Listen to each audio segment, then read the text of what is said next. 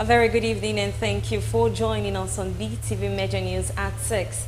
Reaching you live from Benin City, the Edo State capital. I am Evelyn Izibili, and now to the news in details.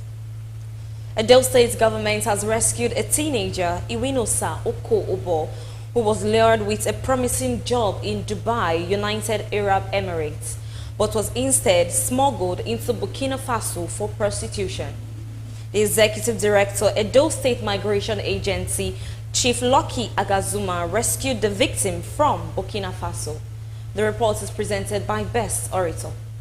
Iwinosa Oko-Obo, a sweet, hopeful teenager from Edo State, was lured at age 15 with a promise of a good job in Dubai, the United Arab Emirates, to work as a nanny. She was told that in no time, she will earn well, live well, change her life, and change the life of her family members. But instead of arriving in Dubai for greener pasture, Iwinosa was smuggled into Burkina Faso. At this point, her dreams and hope was shattered because on arrival, there was no job, there was no future, and there was only slavery. She was sold into servitude, her dignity trampled, her voice silenced. Her only link to home, a small diary with her mother's phone number, was destroyed by the traffickers. And before they left her in that foreign land, they whispered threats that would hurt her every night. They threatened her that if she tells anyone of her ordeal, she would die. But even in her isolation, Iwinosa held onto a thread of hope. And one day,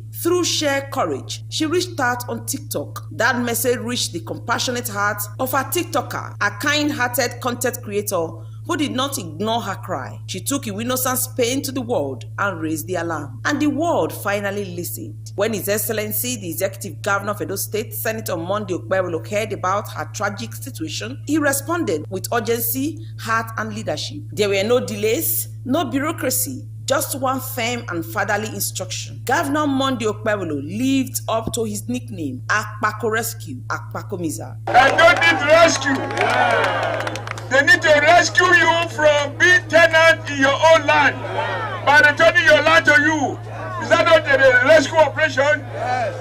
By giving market women money to train, not be rescue. Yes. By bringing water, not be rescue. Yes. So that is why when you say Akpako Miza, I say no, it's not up to date. It has been changed to, he has been rebaptized as Akpako Rescue. On hearing the news of Iwinosa, Governor Monday Okpebholo immediately swings into action and instructed Chief Lucky Agazuma, the Executive Director of Edo State Migration Agency, to rescue her and bring her home. In collaboration with the Office of the Administrator in the Office of the First Lady, Mrs. Adesili Anani, the push and desire to rescue Miss Iwinosa Oko-Obo became very urgent, and the Managing Director of Edo Migration Agency, Chief Lucky Agazuma, boarded the next available flight and flew directly to Burkina Faso, leading a high-risk, high-hope rescue mission. With the support of Mr. Governor, we were able to reach out to the girl with a little connection, and as we speak, the journey to Burkina Faso is activated right now. Rescuing Iwinosa Oko-Obo is imminent. We are on our way to Burkina Faso, and we'll be back with her by the grace of God. Thank you, Mr. Governor, for your love and your affection. Also to the Office of the First Lady, who keep calling me on a daily basis, asking me how far have we gone, how far with the rescue mission. We appreciate you. Thank you. On arrival at Burkina Faso, Chief Lucky Agazuma met with Iwinosa, and the victim finally confirmed that Governor Monday Okpebholo is truly Akpako Rescue. Chief Lucky Agazuma thereafter headed to the Nigerian Embassy in Burkina Faso to process necessary documents for Iwinosa Oko-Obo to return back to Nigeria. Received me from our resident where we live, where we are here in Burkina Faso, to process documents for Iwinosa. Thanks to Mr. Ambassador. We are proud of you. We wish others to emulate your good job. Thank you very much, Ambassador. Getting ready to return to Nigeria, Chief Lucky Agazuma took Iwinosa for shopping, to change her clothes, and traveling back for the journey.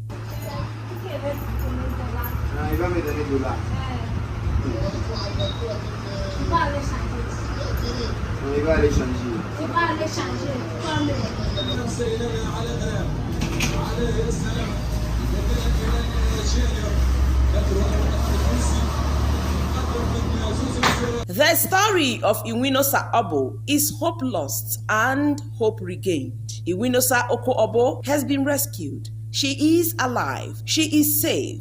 she is coming back to Edo State. The Executive Director, Edo State Migration Agency, Chief Lucky Agazma, is thankful to the Governor of Edo State, His Excellency Senator Monday Okpebolo, and the Administrator in the Office of the First Lady of Edo State, Mrs. Adesili Anani, for their prompt response. Best Orator reporting for BeeTv News.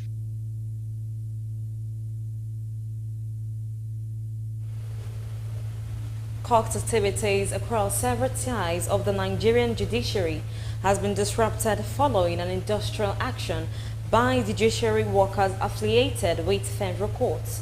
The strike, which began earlier this Monday, has led to the suspension of proceedings at the Federal High Court, National Industrial Court, and the Court of Appeal.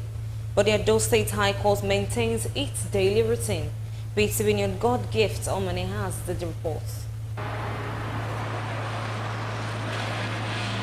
On arrival at the Federal High Court in Benin City, Edo State, the court premises was deserted of lawyers, judges and staff. Doors to the courtrooms locked as no court proceedings was ongoing. The action is being coordinated by members of the Judiciary Staff Union of Nigeria.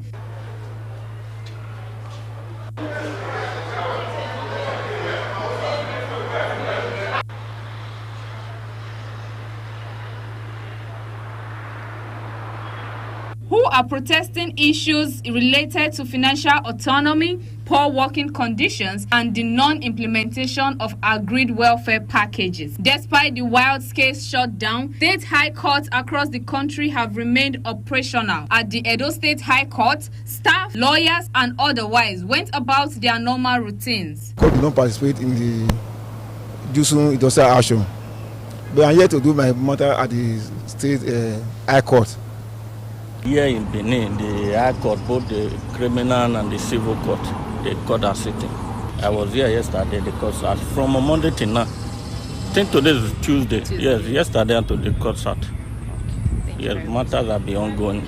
Sources within the union confirmed that state branches of Jusun are not participating in the strike, as the current dispute primarily involves the Federal Judiciary and the National Judicial Council. As federal courtrooms remained locked and judicial processes were put on hold, several ongoing trials and hearings have now been postponed indefinitely. There has been no official response yet from the Chief Justice of Nigeria or the National Judicial Council regarding the ongoing industrial action. As of the time of this report, it was gathered that negotiations between union representatives and relevant federal authorities are already ongoing, expected to resume in the coming days as pressure mounts for a resolution to avoid prolonged disruption of judicial services. Gosgift Omone reporting for BeeTv News.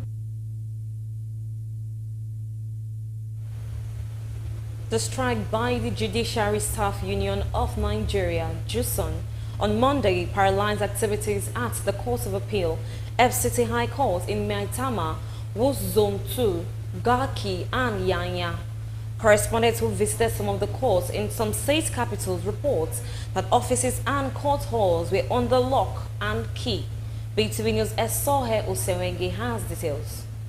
The Nigerian judiciary are on lockdown, and in the meantime, the courts are not dispensing justice because the judiciary workers says justice is not being done to them as it relates to the payment of the new minimum wage. The national headquarters of JUSUN had on Friday last week declared a strike action and directed its members to down tools beginning from midnight on Sunday. The union said the industrial action became necessary following what it described as unfruitful meetings with the instance of the Minister of Labour and Employment over the demands of the workers. The statement signed by its General Secretary M.J. Akwashiki, titled Strike Circular and dated May 31st, listed the demands to include the payment of a wage award spanning 5 months, implementation of the 70,000 national minimum wage, as well as a 25% and 35% salary increase. Speaking to newsman, JUSUN chairman in the FCT High Court, Abdulrazak Yusuf, said the strike had begun. This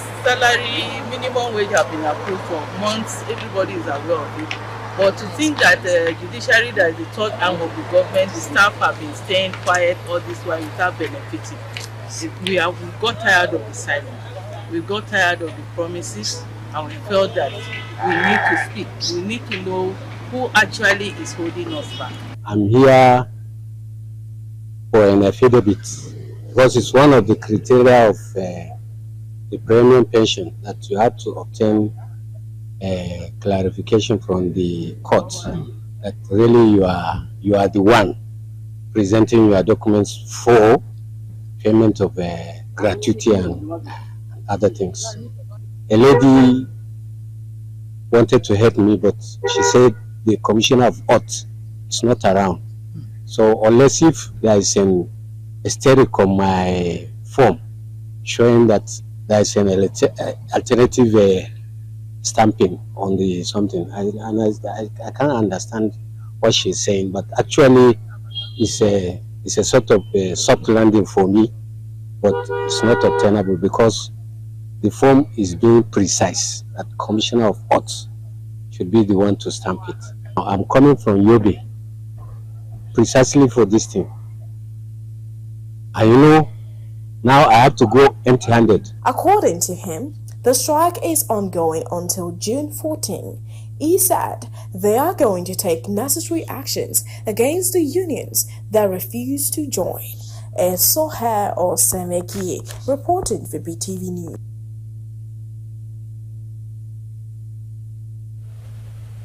Meanwhile, reports just reaching our studio says that the Judicial Staff Union of Nigeria, JUSN, has called off its a-day-old strike action, directing its members nationwide to resume work nationwide. The strike action was called off after several resolution was reached by the union today with the Chief Justice of Nigeria, Justice Keke Erkun. The resolution of the deal reached was the implementation of the 70,000 naira minimum wage for JUSN staffs. The union said while the Chief Judge alongside the Ministers of Labor are taking necessary steps to address their demand, its members should resume work tomorrow, Wednesday, the 4th of June.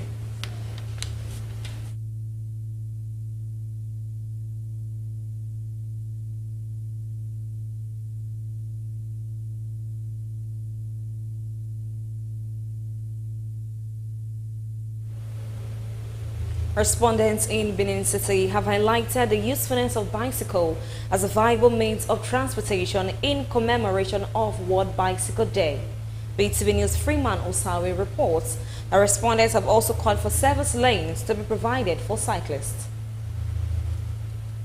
The United Nations General Assembly declared June 3 as World Bicycle Day. The resolution for World Bicycle Day recognizes the uniqueness, longevity, and versatility of the bicycle, which has been in use for 2 centuries, although the means of transportation is not too common in town, filled with exotic cars, motorcycles, and even tricycles. Bicycle is a simple, affordable, reliable, clean, and environmentally fit, sustainable means of transportation. Here in Benin City, members of the public highlighted the uniqueness of bicycle as a means of transportation, which should be given a space of usage in the environment, calling on the governments to provide service lanes for cyclists in the state. In developed countries, in some countries of the world, there are streets. There are some streets where you see bicycles.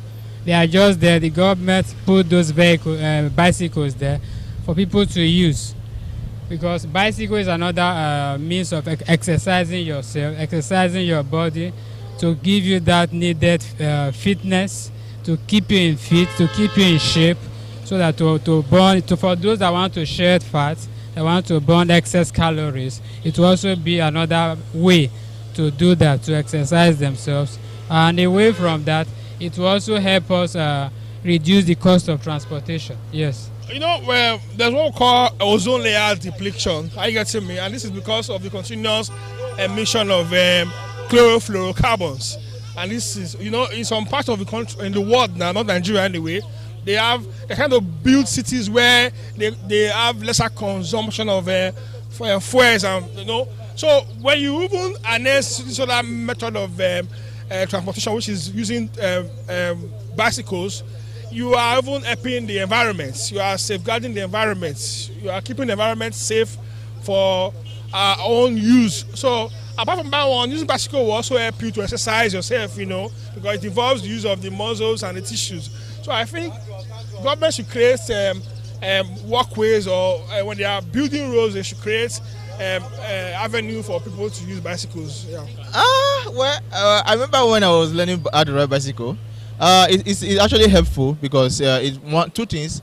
It helps for exercise, and also too, it's a kind of a cheaper means of transit.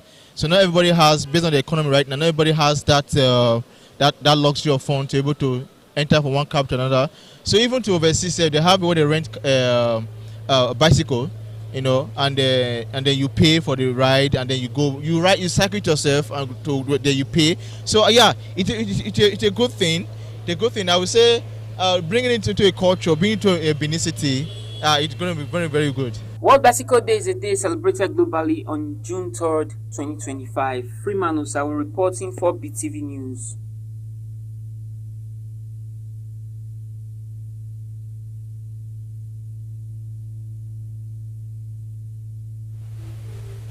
Following a soul-lifting Thanksgiving service at the church, the Great Sisters crowned their 5th anniversary celebration with a vibrant and joy-filled after-party that brought together members, supporters, and well-wishers to relax, dance, and reflect on 5 impactful years of sisterhood and service. BeeTv News God Gifts Omone reports that the Great Sisters celebrated her 5-year anniversary in love, togetherness, and merriment, as they hope to celebrate more years and visible growth of the organization.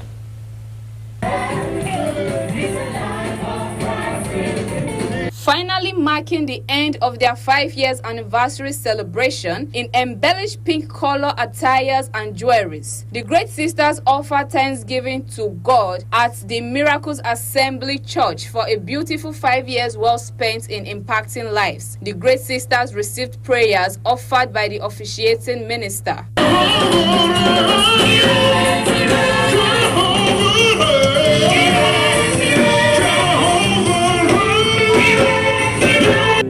That honor and glory will not cease from your life. And all that is yours are kept by the word of God and by his power. In the name of our Lord Jesus. I therefore commend you to the word of his grace that is able to build you and give you inheritance among them that are sanctified. After the successful Thanksgiving service, members of the Great Sisters arrived in a beautifully decorated hall adorned with elegant drapes, colorful balloons, a cake with a topper, 5th happy anniversary, and a large anniversary banner that boldly read, Great Sisters 5th anniversary at the reception venue Ugbo, GRA, Benin City. The setting created the perfect ambience for celebration, laughter, and heartfelt moments. A talented DJ kept the mood energetic throughout the evening, spinning a lively mix of classic tunes, gospel praise, and Afrobeat hits that put guests on their feet. The event was anchored by a charismatic MC who added fun and flair with games, interactive sessions, and engaging commentary that had everyone smiling. Guests danced joyfully, celebrating not just the milestone but the memories, friendship, and impact the group has created in the lives of so many over the years. Laughter echoed across the room as members showcased their dance moves, while others shared hugs, took selfies, and soaked in the moment.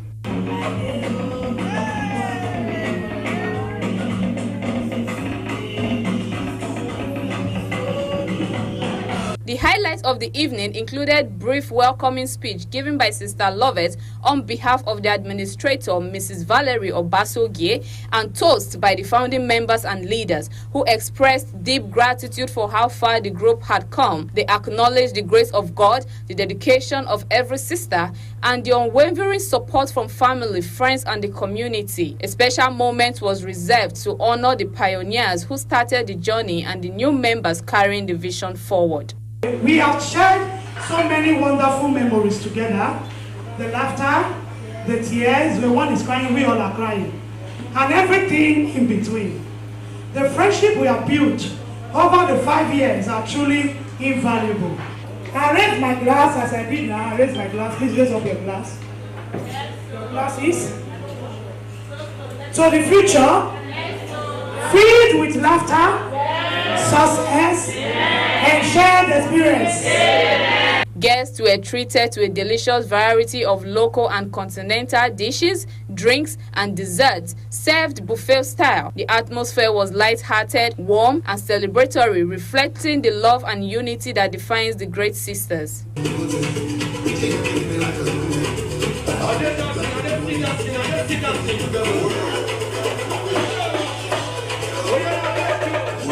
Also, awards of recognition and merit were presented to active and committed members by the administrator herself as a sign of her appreciation to the sisters in their unwavering support and discipleship, with the administrator receiving a surprising award from the sisterhood for her dedication to the cause for 5 years as the sole administrator, as it is an applaudable milestone.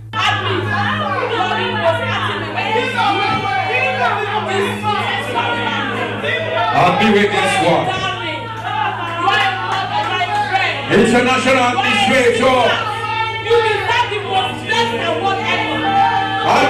In her closing remark, the administrator, Mrs. Valerie Obasogie, expressed heartfelt gratitude to all members and supporters of the Great Sisters. She thanked the sisters for their unwavering dedication, love, and unity over the past 5 years. What a lovely family. I love you all from the bottom of my heart. I must say, I really appreciate each and every one. 2020 till now, we are 69 members. So in God we trust. Congratulations to us, and we hope to celebrate many more years in good health in Jesus' name. Also, in an interview with members and the administrator, the Great Sisters said they are an embodiment of giving back to the community and love amongst themselves. I give God all the praise for making it possible. For a day like this, we hope want to look to 50, 60, 100 and above. To thank God, to return all the praise to God for making it a success to see this day, 5 years. It's not easy. We just want to appreciate God. We thank God. We want to thank God that this year, 5 years anniversary, we are going to celebrate 10 years anniversary. We will celebrate 20 years, 30 years, 40 years, 50 years.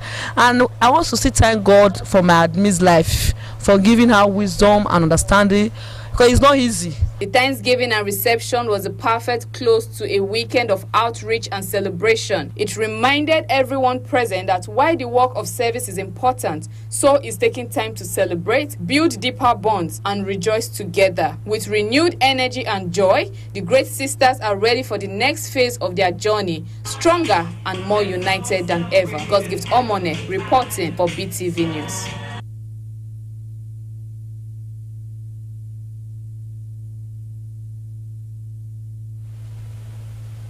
As Nigeria continues to face an escalating rental housing crisis, residents are calling on the federal government to urgently intervene, citing houses as a fundamental human right. BeeTv News' God Gift Omone reports that Nigerians are also calling for house rent regulation. Many tenants across urban and semi-urban areas say the cost of rent has become unbearable, driven largely by the rising cost of building materials such as cement, iron rods, and roofing sheets. This economic pressure has made it increasingly difficult for landlords to offer affordable housing, thereby pushing more citizens into substandard or overcrowded living conditions. The situation in the country, I don't think the landlords are wrong. I for one, because the safety affects them too. So whatever they happen to, put as their rentage, it might be justified. That's just how I look at it. Pertains the regulation of rent and an increase of rents. But we have to be fair. If we are regulating it, we should regulate it fundamentally, in the sense that we should look at the cost of things. The government shouldn't just regulate. First, they should regulate their prices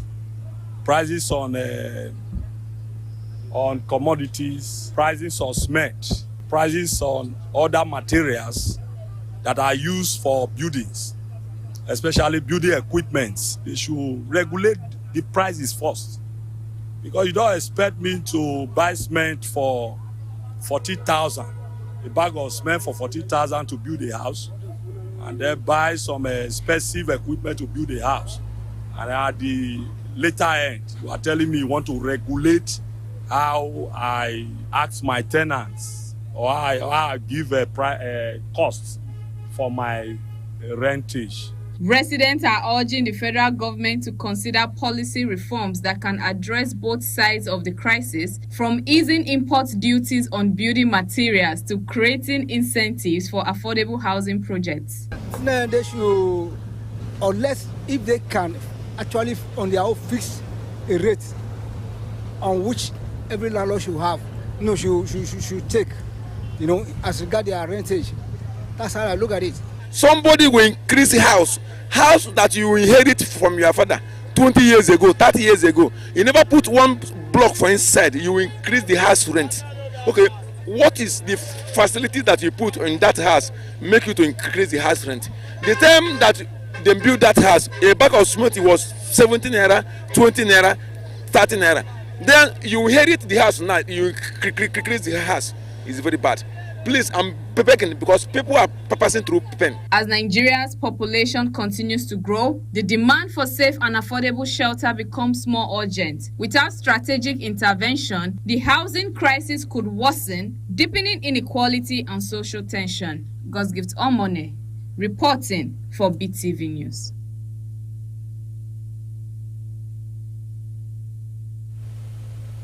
The federal government has launched a new mortgage initiative that will enable civil servants across the country to access long-term housing loans at interest rates below 10%.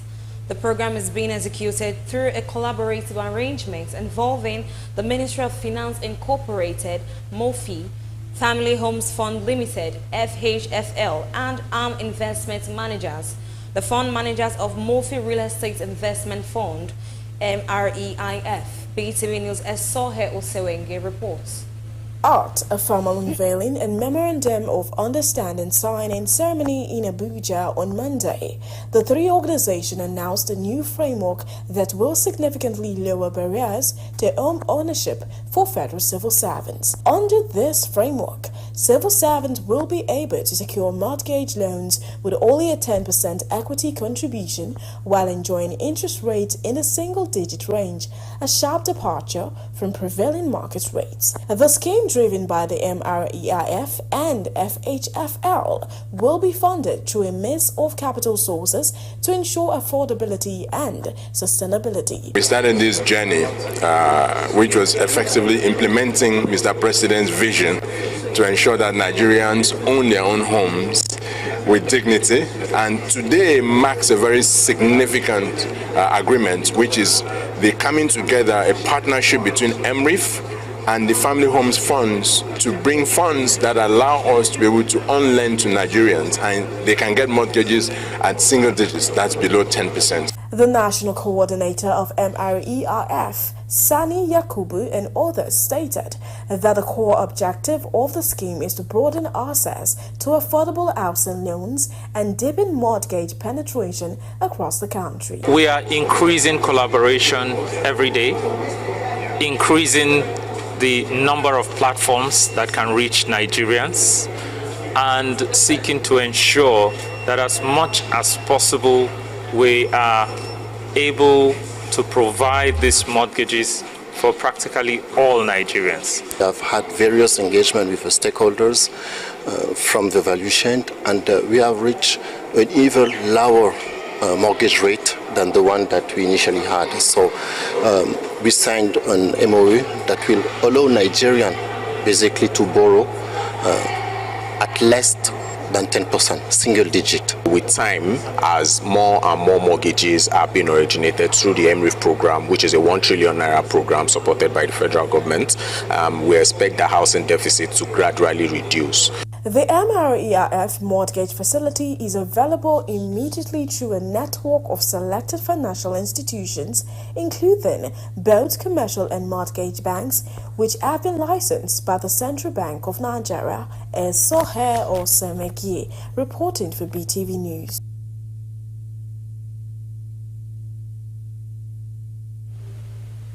Nigerian military has stepped up operations to get rid of insurgents by bandits and criminals in the northwest, particularly a terrorist group known as La Kurawa Group, who have been terrorizing the regions for years now. BeeTv News' Esohe Osewenge has the report. The group, which emerged in the northwest area of Nigeria following a military coup in Niger, exploited the region's fragility and Doris borders. At first, villagers accepted the group thinking it will help secure the village, but the groups began attacking the villages in the northwestern Nigeria and in Niger, posing as a threat to both countries. Speaking on the Lakurawa group, the general officer commanding the unit states that there are ongoing operations by the military to tackle the issue. Also assist in whatever way to complement the efforts of the security agencies. So that is basically why we are here against. The Operation Chase Lakura was out. Sometime last year they resurfaced and the defense headquarters sent a special operations brigade to operate in Tangaza, Gudu, Silami, areas of Sokoto State, and Agui and Arewa of Kebbi State. And I must also state categorically that we have been able to destroy all their camps in Sokoto and Kebbi State. Sohe Osemeki reporting for BeeTv News.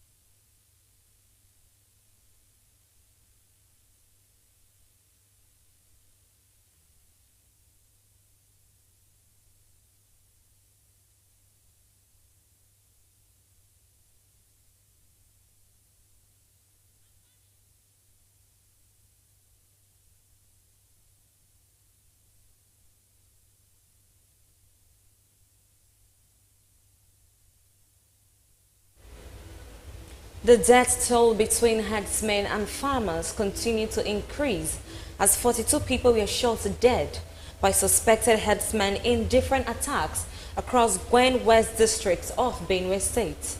Suspected herdsmen launched a fresh attack on Naka, the headquarters of Gwen West local government of Benue State. BeeTv News' Pelumi Mukoro has the report. The nation is a typical agrarian society, hence the name, but unfortunately with the present look of things, it has reached a crisis as it turned out to be the killing field of Nigeria. In Benue, human lives are being cut short by the brutality of herdsmen who are responsible for the killings across the different local governments. Recently in Naka, which is just 42 kilometers from the capital, and in Gwen West district, over 1,000 deaths have been recorded in the local government. In an interview, some relatives of the victims narrate the sad incident of how it unveiled.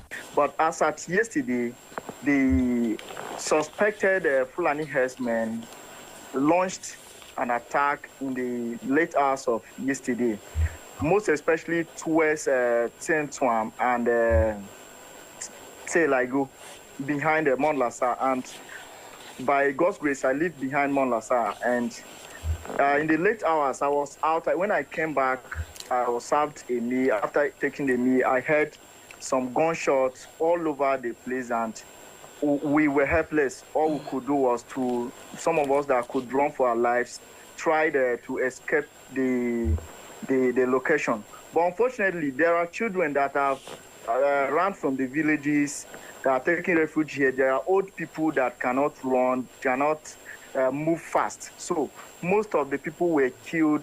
Balumi Mukoro reporting for BeeTv News.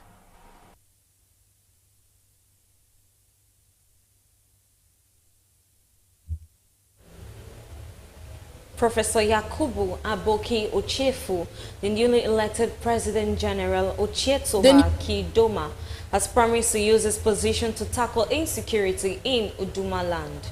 He made this declaration during his acceptance speech following his election to his new position. BeeTv News' Pelumi Mukoro has the report. Newly elected President General emphasized on the need for synergy between Oshatiwa Traditional Institution, led by the Duma, and other influential stakeholders, including elected officials, technocrat professionals, and the vast diaspora community. But the footprints that we leave behind will be remembered and recorded by our children, just like we are remembering and recording those who left before us. And the question we must ask is, how do we want to be remembered? Our immediate priorities are clear, like I have noted. Complete our national secretarial projects, now 2 decades in the making. Set a clear social, political, and economic agenda for the next 10 years. He also mentioned the need for love and unity as we all work together to make Iduma better. Expand our digital footprint and strengthen our presence in cyberspace. I invite every one of you to join the Ochitaki Doma Team 2025 and help chart a new path for our people. Together, we will promote love, unity, and progress for Idoma everywhere. Balumi Mukoro reporting for BeeTv News.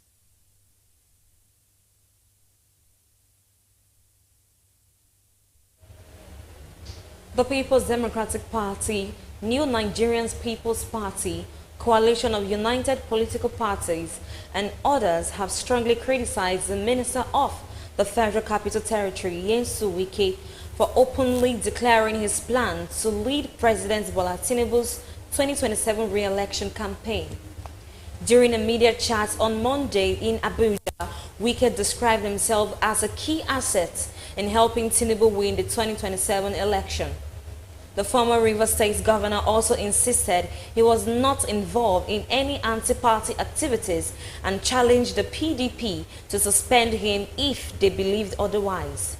In response, the party's deputy national youth leader, Timothy Osadolo, urged Nigerians to disregard Wike's comment, stating that the party will soon enforce its rules against the minister. The CUPPS Publicity Secretary Mark Adebayo labeled Wike as the president's hatchet man, accusing him of working to dismantle opposition parties. The NPP asserted that Tinubu would be defeated in 2027 despite Wike's endorsement. Speaking on Monday during a media parley in Abuja, Wike said, he is still in the PDP and that, having worked hard for the party, he has not seen anybody who has the guts to tell him that he is not a member of the party. Wike noted that the PDP violated the agreement for a southern candidacy for the president and supported former Vice President Atiku Abubakar, hence his refusal to endorse the party's 2023 presidential candidate.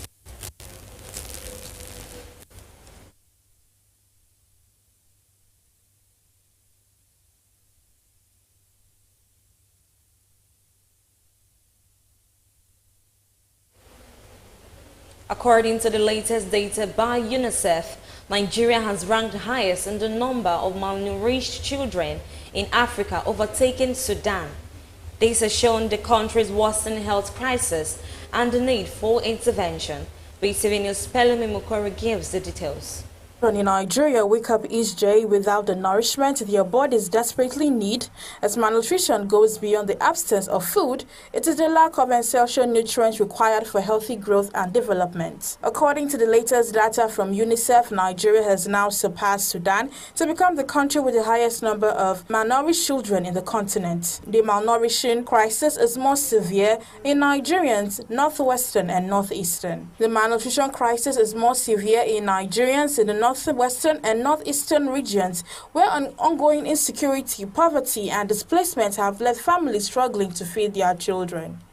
UNICEF projects that millions of children in these regions will suffer from acute malnutrition through 2025, raising concerns about long-term impact on health, education, and economic productivity. What is needed is ordinate interventions, which includes improved access to health care, nutrition education, and social protection. These are critical to reversing the trend and its diminute in Nigeria. Balumi Mukoro reporting for BeeTv News.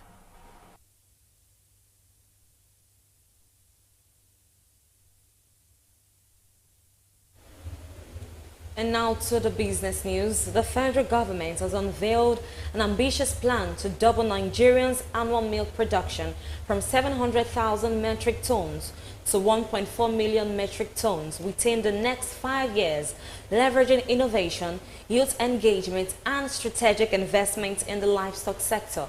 BeeTv News' Pelumi Mukori has details of this and more from the business world.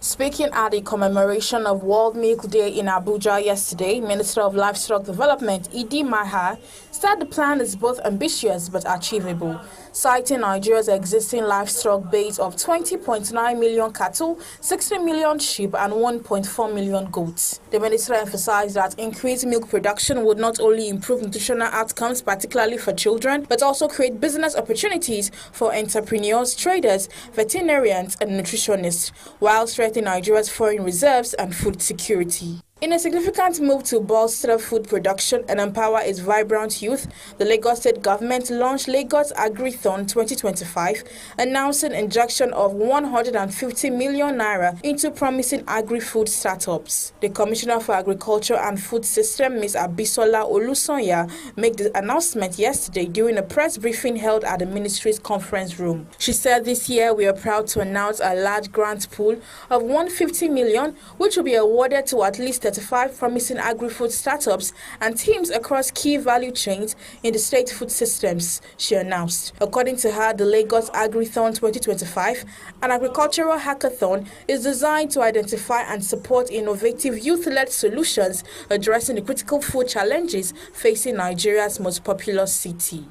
The Nigeria Customs Service (NCS) has revealed it is expecting the delivery of about 67 new scanners from China to strengthen operations at seaports and border posts nationwide in a bid to overhaul its cargo inspection process and reduce physical examination at ports by half before the end of the third quarter of 2025. Comptroller General of Customs Adewale Adeniyi, who made this known at a recent industry engagement in Lagos, where he presented a paper titled NCS and its trade modernization programs, benefits and challenges, emphasized that the scanners funded by the concessionaries are stipulated in the Nigeria Customs Service Act NCSA 2023 and are central to the service drive to cut down manual inspections by at least 50%. And that is all on business news. Pelumi Mukori reporting for BeeTv News.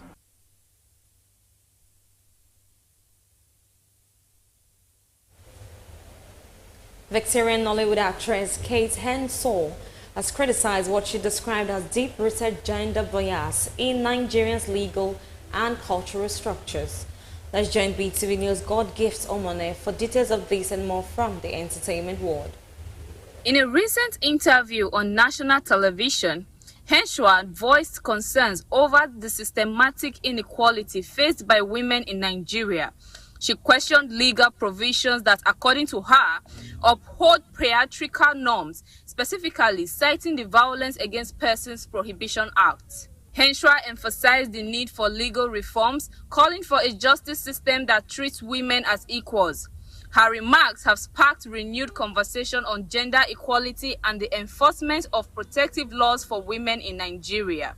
Reality TV star and influencer Chloe, known from Big Brother Naija, has spoken out following a physical altercation at a wedding in Lake Como, Italy.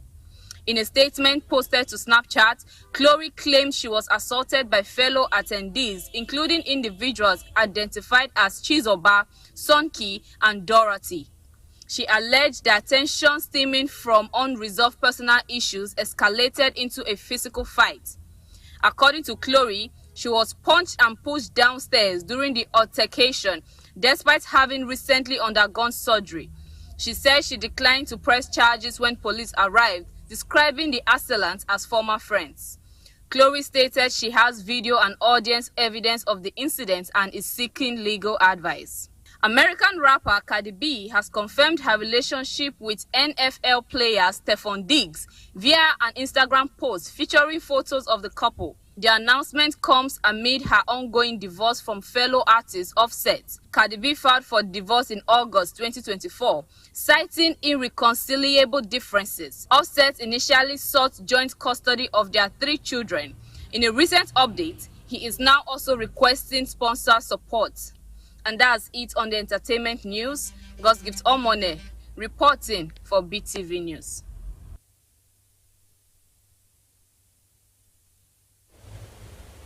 Chelsea has completed the signing of Dario Esugo from Sporting, with the midfielder joining on a 5-year deal for a fee believed to be in the region of 18 million euros. Let's now join our BeeTv News sports correspondent Freeman Osawi, who has more on these and other stories. 5 Africa's top scorer in the 2024-2025 season. We begin our sport news with the just concluded football leagues. We are bringing you 5 Africa top scorers in the 2024-2025 season. From the Premier League to the Bundesliga, African players showcased incredible talent and consistency throughout the 2024-2025 season. With jaw-dropping goals, dazzling assists and standard performances, these stars proved they are among the best in the world. First start list is Nigeria Victor Osimhen, who scored 42 goals, made 8 assists in 47 games. Second on the list is Seho Gurasi of Guinea, who scored 40 goals, 9 assists in 51 games. Number 3 on the list is Mohamed Salah of Egypt. He garnered 37 goals, made 24 assists and played in 57 games.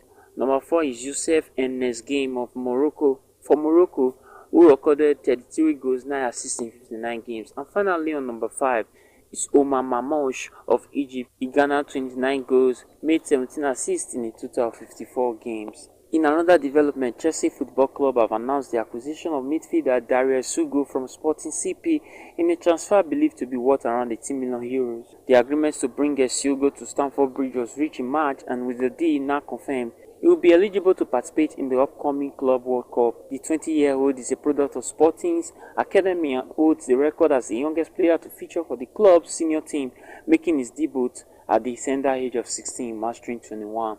Esugo spent the previous season on loan at Spanish outfit Las Palmas, where he made 27 appearances and netted 1 goal despite the club's relegation from La Liga. Part of Chelsea's club statement confirming his arrival read, the midfielder whose last season on loan in La Liga with Las Palmas and is a Portugal under-21 international, has signed a contract until 2033. The Manchester United lineup shock transfer for ex-Premier League striker as 25 million euros.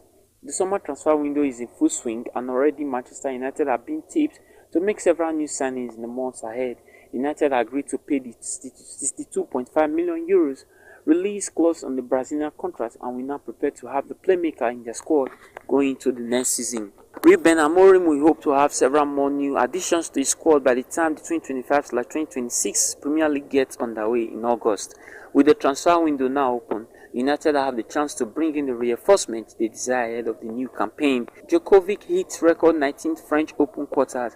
Novak Djokovic has sailed into a record 19th French Open quarter-final as world number 361 Louise Boson knocked out third seed Jessica Pegula to become the first home quarter-finalist at Roland Garros since 2017. The 38-year-old Djokovic dusted outside Britain's Cameron Norrie in straight set, 8-6-2, 6-3, 6-2 victory in court. Philip Chatrier bringing up the Serbian's 100th match win at the French Open. His tally of 19 quarter-final appearances at Roland Garros is the record for a single Grand Slam tournament, surpassing Roger Federer's 18 Wimbledon quarter-finals. Story 5, Osun United hedged Kun Khalifat to secure second spot. And finally on sport news tonight, Osun United have jumped to the second spot in the Southern Conference Group B after a 1-0 home win over Kun Khalifat FC at the Lanlereke Stadium in Leubona in the concluding fixture of Nigeria National League Match Day 20. Osun United were fourth in the table with 30 points before the tie,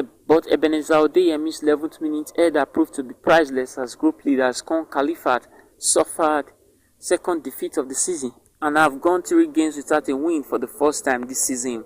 They have been held to a 2-2 draw by Gateway United and a goalless draw at home to Rovers FC in last 2 games before the long goal defeat to Believe and Achieve Osun United. And that's it on Sport News. Freeman Osawe reporting for BeeTv News.